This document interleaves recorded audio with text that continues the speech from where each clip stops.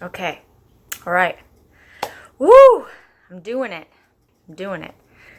Okay. Shalom, mishpacha of Elohim, family of Elohim.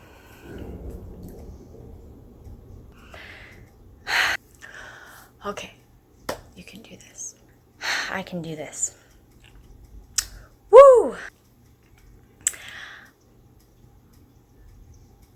I'm gonna YARAY YHWH in the face of my enemy. You guys are not my enemies, but this camera, that's an enemy. I will not be afraid. I will be strong and courageous, and I will YARAY YHWH.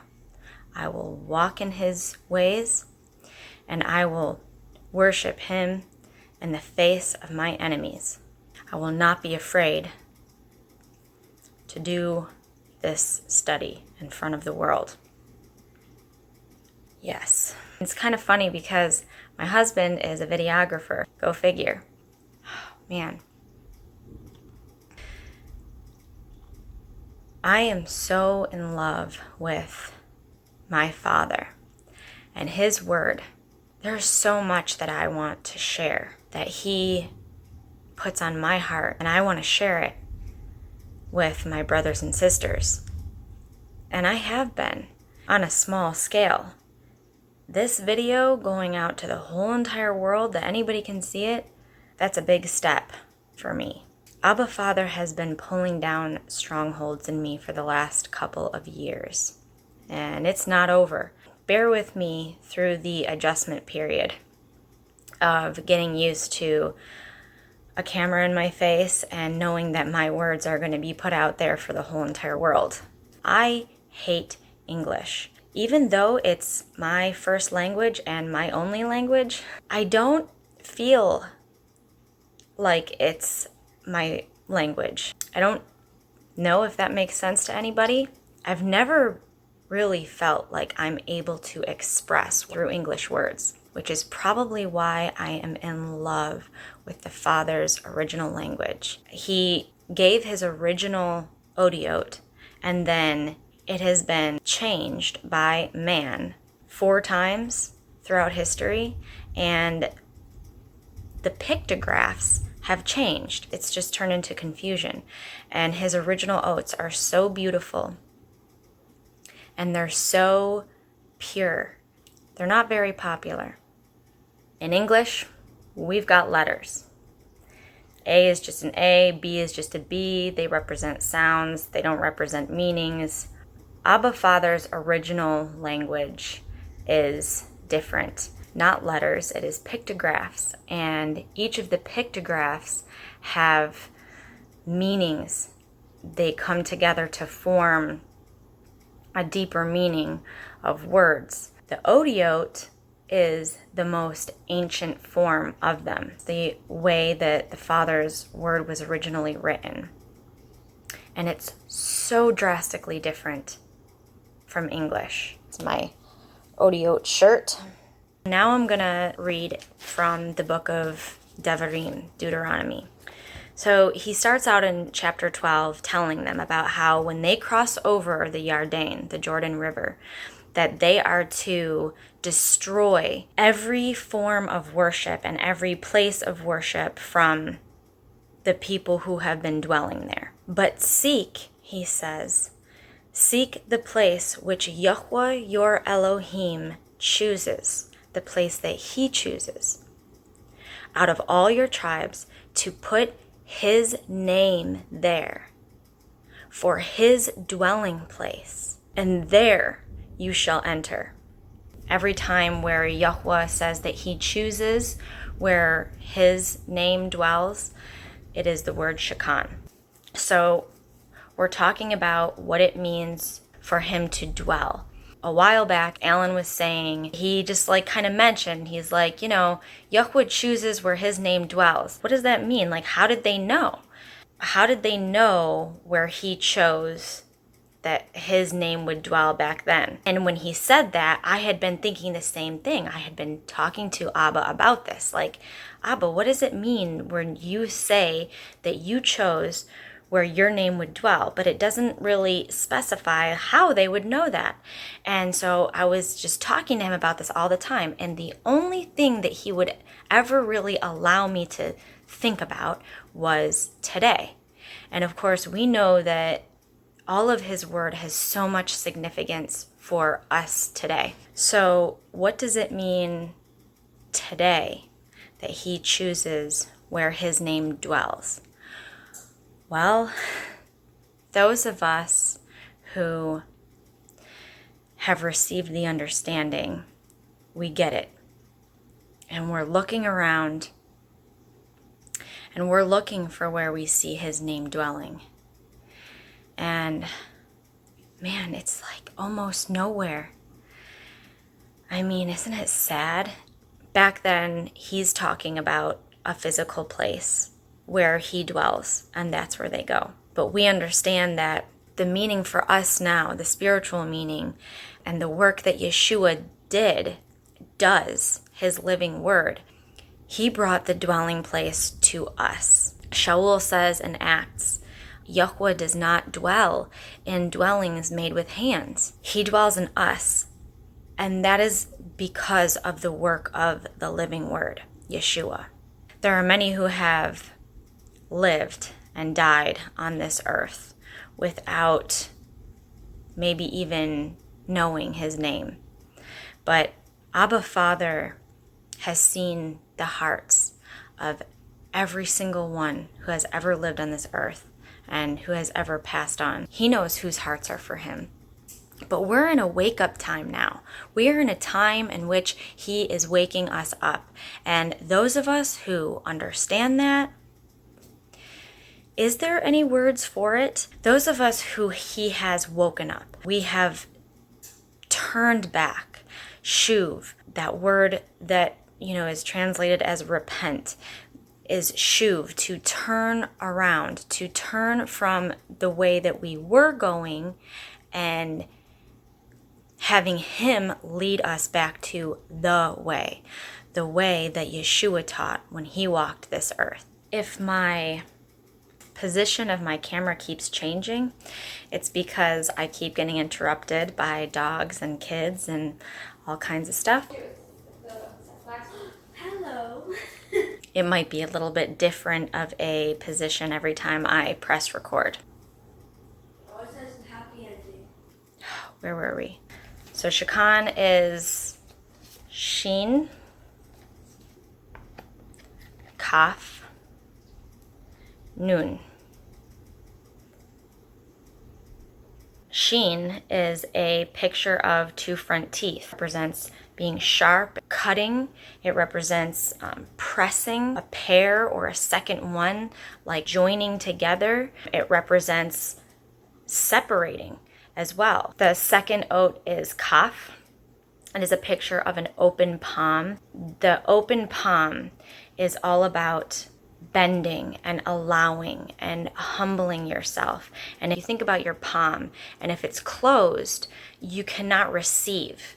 You cannot receive anything. You can't. If we walk around and we didn't have these hands that did this, you can't pick up anything like that. You just what can you do? It's so interesting because I've done a deep study on the word barak also, which is the word for bless. Barak ends with kaf. In order to be blessed, you have to have your hand open to receive. You have to be bendable. You have to be moldable. You have to be humble. And that's what Kaf is about. Bending, allowing, opening. It's about taming or subduing. And it's about the work of Yeshua, the work of the living word, what the work of the living word does in us. And it's about the filling of the Ruach, the filling of the Ruach HaKodesh. The last oat is Nun. It represents the seed. There's only two seeds in this world, the good seed and the bad seed. Yeshua is the good seed, and of course the bad seed is the seed of Hashatan, the seed of wickedness, the seed of going your own way, perpetuation, constantly moving, unstoppable motion. It's also about offspring and heirs, like heirs to the throne. Also, what's really interesting about this, that I find really interesting, like, okay, you can clearly see this is a picture of a seed. If you could see what's going on under the ground, you would see that the roots start first. And so the seed breaks open from here and the roots start going down and taking root. And after that, it will break open at the top, and that will be, you know, the plant coming out, the plant that bears fruit. But look at this picture. What other seed does it look like? Isn't it interesting that it looks like the seed of a man? I mean, they didn't have microscopes back then to look and see what the seed of man actually looks like. I just find that really, really interesting. When you read modern Hebrew or modern Aramaic today, you won't see the same pictographs. They're still supposed to have the same meanings, but nobody really pays attention. So this is what Sheen looks like in the modern. This is what Kaf looks like. This would be the one in the word Shikon. This is Nun. This is the one that would be used in Shikon. Every piece of writing that you find in Hebrew today is in the modern, they're not even pictographs to me. So it just sounds weird to, I don't know what they are. The Hebrew letters. Anyways, this is not the big print. This is the one where the words are really, really small and you have to to look at them. So you can see how already it's gotten confusing. These, not confusing. Beautiful and simple and just awesome. All of his Otiot relate to each other. And it's just one word builds upon another word, and it's all coming together in this amazing understanding. And it's so beautiful. Sheen. And those whom he chooses for his name to dwell. In those whom he dwells, they are cut off and separated from the world. In those whom he chooses to make his name dwell, he has joined us to himself. Like the Levites, our job is in the Mishkan because we are dedicated to him. And he has separated us from the world. We are on the narrow path. And it is hard pressed.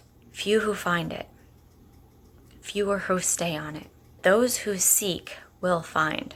Right now, I want to talk about the very first occurrence that we see the word Shakan. That is in Genesis in chapter 3, in verse 24. And it's right after Adam and Eve disobeyed. It says, and he drove the man out of the Garden of Eden. And he shakan cheruvim at the east of the garden, and a flaming sword which turned every way to guard the way to the tree of Chai. We see a separation here. Disobedience equals separation from Elohim. So we see here that when Adam and Eve disobeyed, there's this separation that occurred. He dwells in those who love him. We show our love by obedience. Even Yeshua said that that's how we show our love, through obedience. Why do we love him? Because we have heard the living word. He has caused us to know him, and that his instructions are good. We understand because we have been washed in his word. We are in agreement with him, with his word. This is our Aman, the shield of our dwelling. This is what leads to Chana, his supernatural dwelling over us. What Aman and Chana is, these are the original words where it says, we are saved by Chana through Aman. We are saved by pitching tents with him, doing everything that we do in life with him, through being in agreement with his word, because we have been washed by it, because we understand it. Only he can do this. Faith comes through hearing, and hearing comes through the word of Yahuwah. What that actually says is, Aman, which is our shield, comes through hearing. And hearing can only come through the meltah of Yahuwah, the living word. Only he can cause us to understand. And that is our shield. It is through that, it is through being in agreement with him and being washed by and growing in his word and his causing us to understand, that causes us to pitch tents with him, that brings the chana, that brings his tent over us. And that is what saves us. In Yochanan, John chapter 1, it says that the word, the living word, became flesh and dwelt among his people. He pitched his tent with his people. He chana, living word, Yeshua, salvation. We are saved by grace through faith. What kind of understanding does that bring to anyone? We are saved by the living word dwelling in us, causing us to understand, which is why we walk in his ways, because we understand that his ways are perfect. Following his instructions is what keeps us out of the snares of the devil. It's not about rules, it's not about works, it's not about laws. Those English words just bring so much ick to what was so beautifully simple. It's so beautiful. There's no words. Yeah, no words. He Shikon in us. Therefore, we have chana, by which we are saved. Wow. Kaf, the open palm. As he dwells in us, he tames and subdues us his way. Because now we are bendable and moldable. Since we have been separated and no longer in agreement with the world's ways, he is now able to work in us. He does this through his living word, Yeshua. This is what the work of Yeshua is all about. This work cannot be done in us unless we are pitching tents with him. He is dwelling in us. We have the filling of the Ruach HaKodesh. Those who do not have the filling of the Ruach HaKodesh are who he will say, I never knew you, because he doesn't dwell in them. You know, we see that in the parable of the 10 maidens or the 10 virgins, you know, that Yeshua tells us, where 5 of them have the filling of the Ruach and 5 of them do not. When we are in agreement with the world and what the world tells us, being brought up in this world and just taking on all the understandings of the world, it's a completely different mindset. The world's understandings are in complete opposition to Yahuwah's word. We become stiff-necked to Yahuwah's teachings. We cannot hear his living word. Agreement with the world is agreement with Satan's lies. And that is where strongholds come from. Strongholds from Satan cause us to be too stiff for kaf, too stiff-necked and stubborn for Abba to be able to mold us his way. I would look up Alan's video on demonic strongholds, how strongholds come upon us. It's literally by believing the world's lies, believing Satan's lies. Causes us to not recognize the living word when we hear it.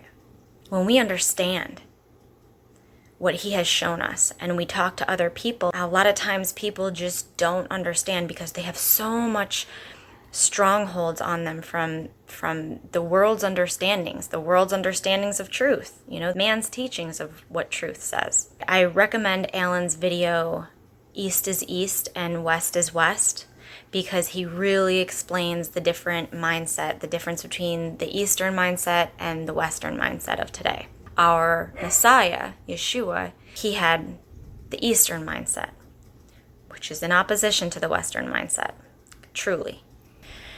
Nun, the seed is where it all begins. He dwells with the good seed. Those who have the good seed never stop growing. We are heirs.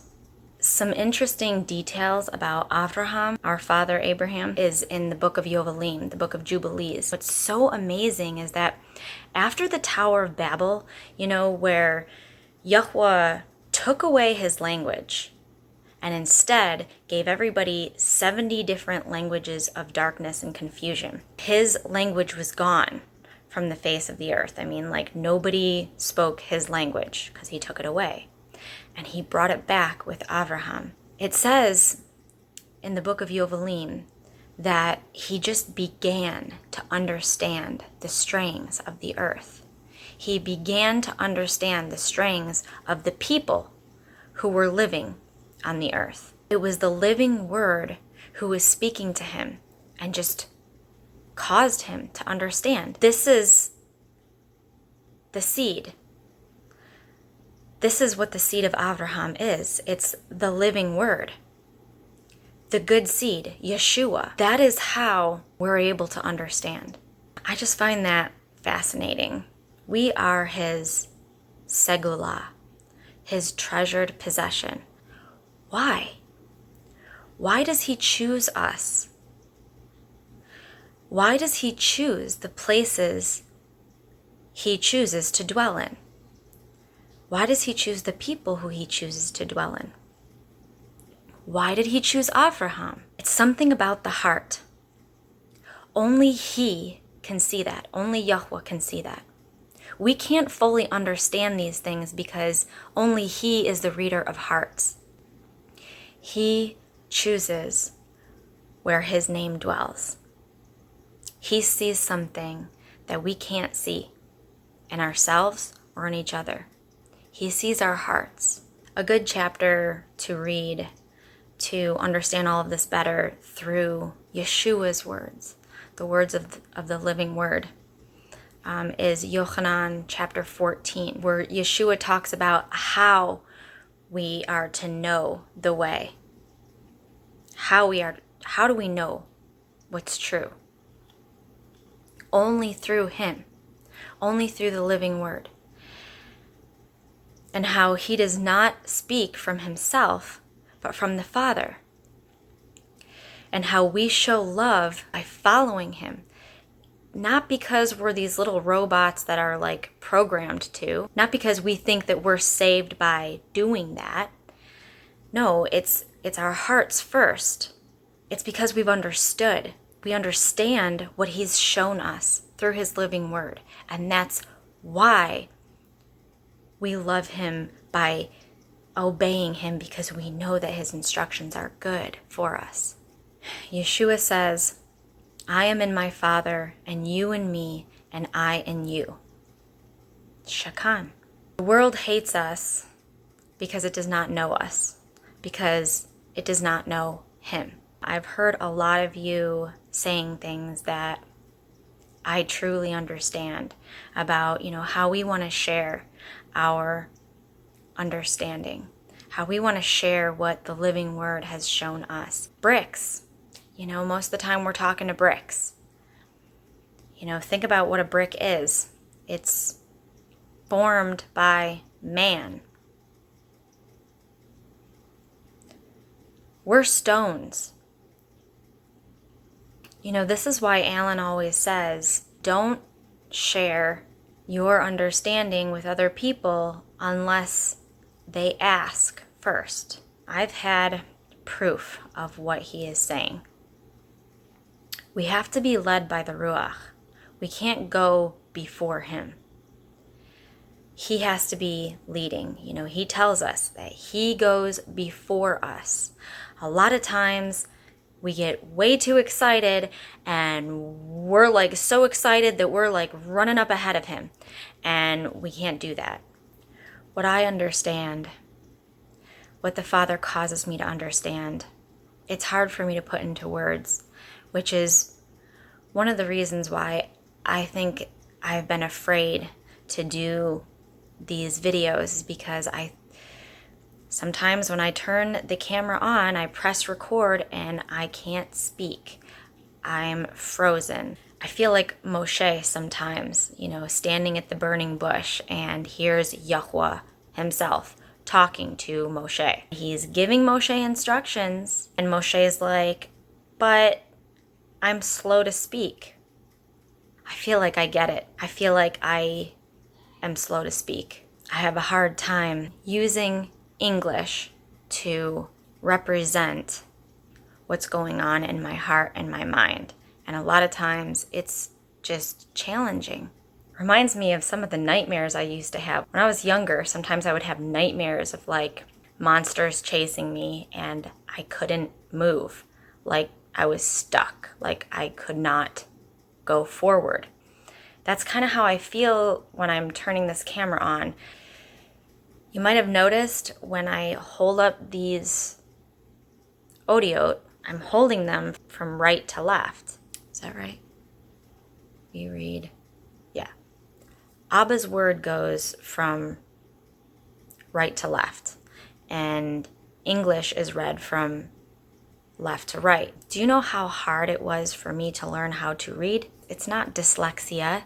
It's having an understanding for the way that reading is supposed to be done. It was originally from right to left. My whole life is a testimony, and there's so many things that I want to share. Not because I want to share myself, has nothing to do with me. It's only because it brings esteem and glory to Him. And that's the only reason why I would ever do any of these videos, is not to glorify myself. It's not to esteem myself. It's not to show how much I know, because seriously, I don't know nothing. Honestly, that's been the testimony of my life. Someday I'm going to make a video about it. I don't know if my testimony is going to come out in like a testimony video, or if my testimony is just going to slowly come out through different videos that I do. I have no idea how the Father is going to do what He wants to do. And that's the whole point. I don't have anything figured out. Every time I try and figure stuff out, He shares with me bits and pieces of what He wants to do with me. And so if I take that and I start like planning it out and coming up with ideas and start trying to get organized, it's a mess. I literally have to just walk with Him. It's part of not being afraid. How we YARAY YHWH, how we walk in His ways. His word tells us, just like He was telling the Israelites, look, it doesn't matter that they're giants. It doesn't matter that, they look like they're going to squash you like a grasshopper. I've already told you that I'm going to deliver them into your hands. And so without seeing how He was going to do that, and they're just looking at these giants, it can be scary if we're not walking with Him, if we're not understanding that His word is His word. He is the rock that we stand on. He chooses to Shikon in us. He chooses to dwell in us because He sees something in our hearts that we can't see. And He draws us close to Him. And we love Him, and we love His name, Yahuwah. We can see others who love Him and who proclaim His name. Therefore, we become echad with our true mishpacha. We know what the Father's doing, but we don't always know how He's doing it. And that's okay. We just need to walk with Him. We need to YARAY YHWH, because He Shakan in us. He dwells in us, and He's chosen to. So we don't need to be afraid. And I'm speaking to myself. As we walk through this world, we have a choice. Our free will is about choosing whether to agree with the world and what the world tells us, or to agree with Him, Yahuwah, to agree with His word. We are to desire the unadulterated milk of the word, which is why I go to His original Otiot, because it's unadulterated. If we truly are seeking Him, He will guide us. He will show us. And this happens over time. It doesn't just happen right away. We don't all of a sudden understand everything, but he will never stop. He will never stop showing us. We will never know it all. We will continue not knowing nothing, and that's okay as long as we're walking with him. Guys, the world bombards us constantly, especially today. Why are some of us totally turned off by the world and everything that the world has to offer? Because he dwells in us. He's Shikon in us. That's why. In closing, I just want to say, I love you all so much. You truly are my mishpacha. You are my family. The highlight of my week is gathering together with you guys and every day receiving what he has new for us. Abba willing, I'd love to keep on sharing, and I'm not doing this for likes. I'm not doing this for subscribers. I pay no attention to those things. And I would do it if it was just one person who wanted to hear it. I love you all so much. Shalom.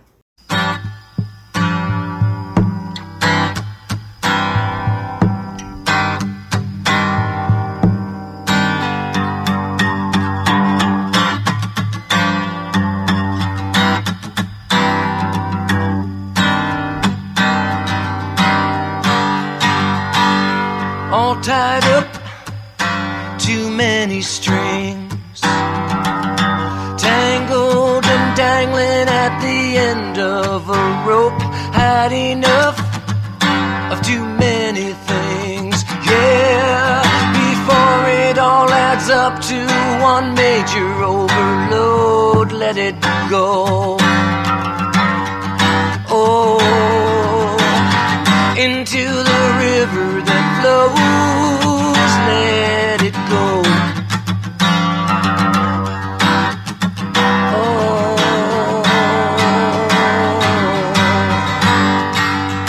catching up pulls you down.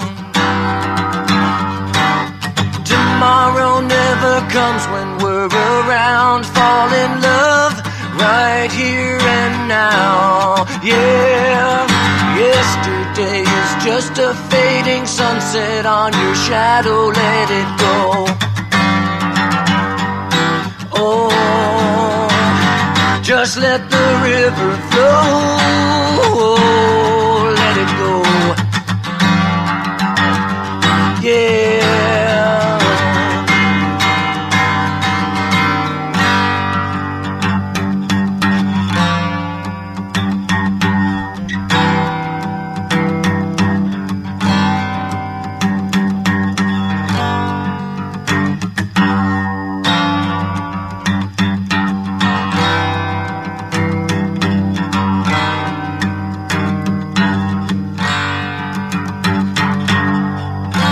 Pointless fingers aim at nothing, asking you to believe that your brothers and sisters are taking something that you're gonna need.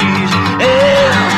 And don't you wonder why you look for alibis when all you really want is what you already know. Look at today and how you ought to know by now. You never really held anything until you let it go. Oh, don't you know? You let the river flow. Let it go.